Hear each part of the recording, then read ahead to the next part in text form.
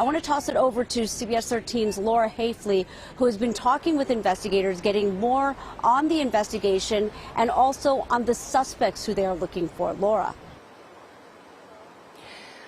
Marley, earlier in the broadcast, we talked about how important cameras are going to be in tracking down the suspects, but there's another element investigators are going to be relying on, and that is witness interviews. You can see right now 10th Street still completely blocked off behind me. The only thing in the street actually are these evidence markers. This is obviously not what this part of Sacramento looks like on a Saturday night or even a Sunday night. And certainly during this incident, there were several people taking videos, taking pictures, and the police department is asking that those videos be submitted.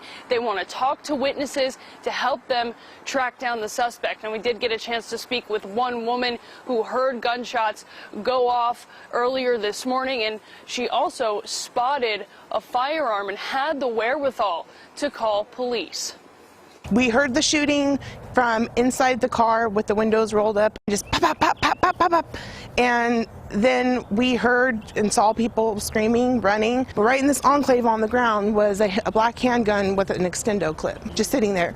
Do I call 911? Like, where's the cop? There, obviously there's lots of cops, but everyone was busy.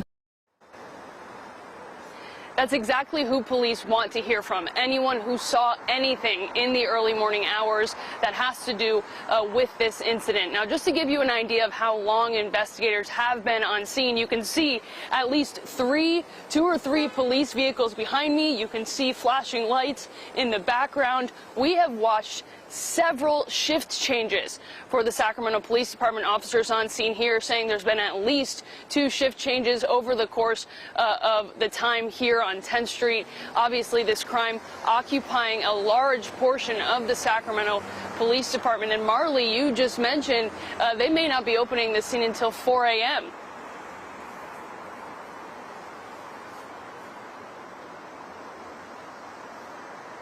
Area at 2 in the morning when all of this happened, then to continue to be around here going through shift changes and of course wanting to stay out here to get to the bottom of this, and so they still will be out here at least for 4-5 more hours at the very least, so they could be out here for even longer than that. I'm going to bring it back to you, Tony and Adrian in the studio.